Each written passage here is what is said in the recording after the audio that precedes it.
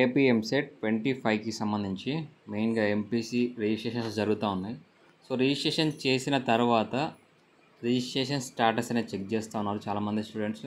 Check చేసిన తర్వాత అందరికీ ఆల్మోస్ట్ ఎలాంటి సర్టిఫికేట్స్ అప్లోడ్ చేయకపోయినా you are eligible for exercising web options as per schedule అని చాలామందికి వస్తూ ఉంది. సో మరి ఏ సర్టిఫికేట్ సబ్మిట్ చేయలేదు కదా, ఎలా వచ్చింది అనేది ఎక్స్ప్లెయిన్ చేస్తాను. అలాగే డైరెక్ట్గా వెబ్ ఆప్షన్స్కి వెళ్ళొచ్చా, so eligible for web options అని వచ్చిన వాళ్ళు డైరెక్ట్గా వెళ్ళొచ్చా, లేదా నెక్స్ట్ ప్రాసెస్ ఏమైనా ఉంటుంది, ఏమైనా చెక్ చేసుకోవాల్సిన డీటెయిల్స్ ఏమైనా ఉంటాయి అనేది ఎక్స్ప్లెయిన్ చేస్తాను. స్కిప్ చేయకుండా చివరిదాకా చూడండి.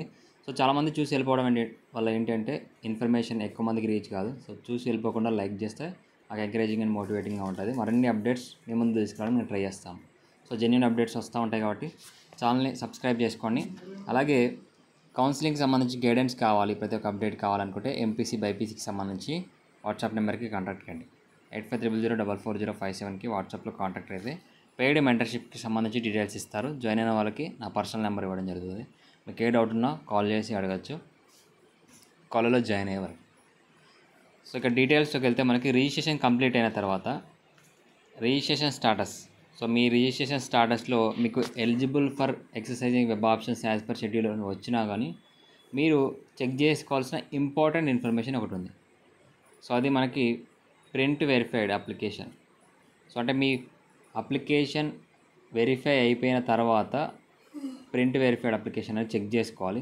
సో ప్రింట్ తీసుకున్నా పర్లేదు, ప్రింట్ తీసుకోకున్నా డీటెయిల్స్ అనేది ఖచ్చితంగా ఇందులో చెక్ చేసుకోవాలి. ఇందులో ఏంటి అంటే మీరు ఏమేమి డీటెయిల్స్ ఇచ్చారు, ఆ డీటెయిల్స్ వెరిఫై అయ్యాయా లేదనేది మెయిన్గా ఫీ రియంబర్స్మెంట్ ఎలిజిబిలిటీకి సంబంధించి వెరిఫికేషన్ అయిపోయిందా లేదా అనేది తెలుస్తుంది. సో వెరిఫికేషన్ కాకపోతే నెక్స్ట్ ఏం చేయాలని కూడా ఎక్స్ప్లెయిన్ చేస్తాను.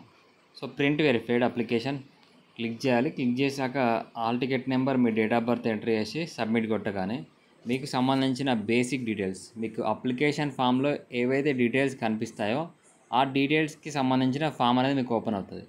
సో అందులో ఇలా మీకు డీటెయిల్స్ డిస్ప్లే కావడం జరుగుతుంది. మీ name, father name, region, date of birth, Aadhaar number, gender.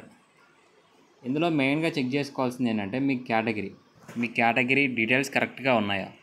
EWS అయితే ఈడబ్ల్యూఎస్ దగ్గర ఎస్ఎన్ ఉందా, నో అని ఉందా. మైనారిటీ అయితే మైనారిటీ దగ్గర ఎస్ఎన్ ఉందా, నో అని ఉందా, నాట్ అప్లికేబుల్ అని ఉందా. నెక్స్ట్ ఇంపార్టెంట్ ఏంటి అంటే ఇన్కమ్.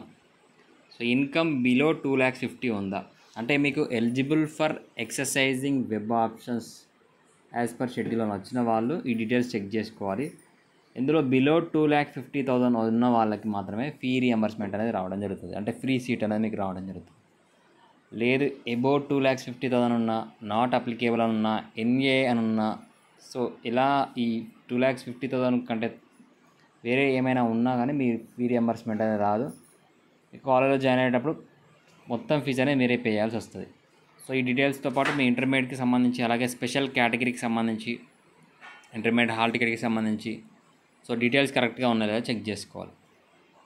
సో ఈ డీటెయిల్స్ కరెక్ట్గా ఉంటేనే మీరు వెబ్ ఆప్షన్స్ ప్రాసెస్కి వెళ్ళాల్సి ఉంటుంది. లేదు అంటే హెల్ప్ లైన్ సెంటర్కి వెళ్ళాల్సి వస్తుంది.